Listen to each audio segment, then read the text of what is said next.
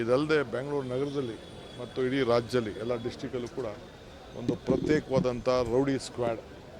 ಎಲ್ಲ ರೌಡಿಗಳು ಯಾರು ಎಲ್ಲ ನಮಗೆ ಪೊಲೀಸ್ ಸ್ಟೇಷನಿಂದ ದೂರ ಇಡಬೇಕು ಆ ಸಂಬಂಧಗಳನ್ನು ಲೋಕಲ್ ಪೊಲೀಸ್ ಆಫೀಸರ್. ಸೊ ಒಳ್ಳೆ IPS ಆಫೀಸರ್ ಕೈ ಕೆಳಗಡೆ ಅವ್ರದ್ದೊಂದು ಸಪ್ರೇಟ್ ಟೀಮನ್ನೇ ಬೆಂಗಳೂರು ನಗರದಲ್ಲಿ ವ್ಯವಸ್ಥೆ ಮಾಡ್ತೇವೆ. ಸೊ ಯಾರು ಕೆಲವೆಲ್ಲ ನಾವೆಲ್ಲ TV ಗಳಲ್ಲಿ ಕೆಲವೆಲ್ಲ ನೀವೆಲ್ಲ ಒಳ್ಳೆ ಪ್ರದರ್ಶನ ಮಾಡಿ ಎಚ್ಚರಿಕೆ ಒತ್ತಾಯಿಸಿದ್ರಿ. ನನಗೆ ರಾತ್ರಿ 11 ಗಂಟೆಗೆ ಗೊತ್ತಾಯಿತು, TV ಗಳಲ್ಲಿ ಬಂದಿದ್ದು.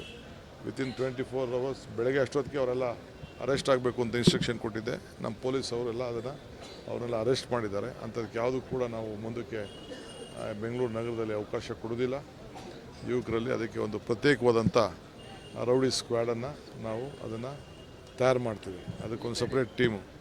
ಆಮೇಲೆ ಹೆಲಿಪ್ಯಾಡ್ ಕೂಡ ಎಲ್ಲ ಹೆಲಿಪ್ಯಾಡ್ಗಳು ಕೂಡ ಭಾಳ ಅದಕ್ಕೆಲ್ಲ ಪರ್ಮಿಷನ್ಗೆ ಅಪ್ಲೈ ಮಾಡ್ಕೊಳ್ಳಿಕ್ಕೆ ಅದಕ್ಕೆ ಏನೇನು ಬೇಕೋ ವ್ಯವಸ್ಥೆ ಕಾನೂನು ಚೌಕಟ್ಟಿನಲ್ಲಿ ಅದಕ್ಕೆಲ್ಲ ಅವ್ರಿಗೆಲ್ಲ ಭಾಳ ಜನ ಕಟ್ಕೊಂಡಿದ್ದಾರೆ.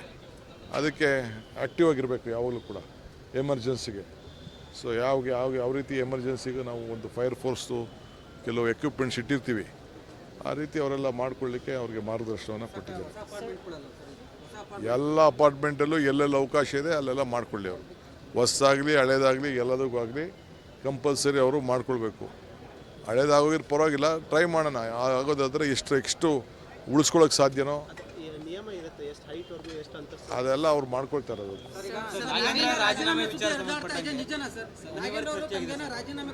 ಬೆಳಗ್ಗೆ ಮಾತಾಡಿದ್ದಾರೆ, ದೆಹಲಿಯಿಂದ ಬರ್ತಾ ಇದ್ದಾರೆ, ನಿಮ್ಮ ಹತ್ರ ಮಾತಾಡ್ತಾರೆ.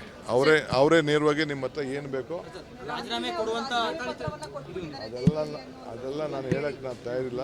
ಅವರೇ ಬರ್ತಾರೆ, ನಿಮ್ಮ ಹತ್ರ ಮಾತಾಡ್ತಾರೆ. ನನ್ನ ಹತ್ರ ನಾನೊಬ್ಬ ಪಕ್ಷದ ಸಿಪಾಯಿ, ಪಕ್ಷಕ್ಕೋಸ್ಕರ ನಾನು ಎಲ್ಲದಕ್ಕೂ ಸಿದ್ಧ ಇದ್ದೀನಿ ಅಂತ ಹೇಳಿದ್ದಾರೆ. ನಾನು ಆತನಿಗೆ ಬಿಟ್ಟಿದ್ದೀನಿ, ಆತನೇ ಬಂದು ನಿಮ್ಮ ಹತ್ರ ಮಾತಾಡ್ತಾರೆ.